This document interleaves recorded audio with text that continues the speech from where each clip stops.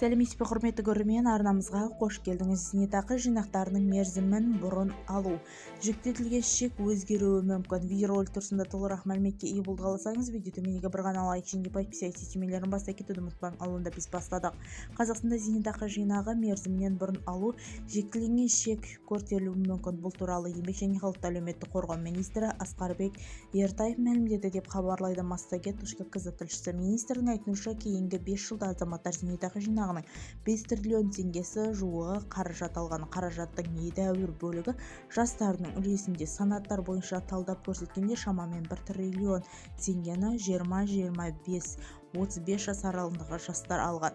Еңбек жолын енді бастаған кезде жастар алдыменен жинақ қалыптастыру қажет. Бүгінде бұл мерзімді еске алу қарызды өтеуге, емделуге жақсы құрал, бірақ болашақ зейнетақы туралы да ойлау керек деп айтты Асқарбек Ертаев. Сондықтан министрлік тиісті заң жобасында әзірленген қазіргі ұлттық банк және қаржы нарығындағы реттеу дамыту агенттігінің келісіп жатыр. Бұл мәлімет жақын арада қаралуы мүмкін. Бізді тамашалауды жалғастырыңыз. Сау саламат болыңыз.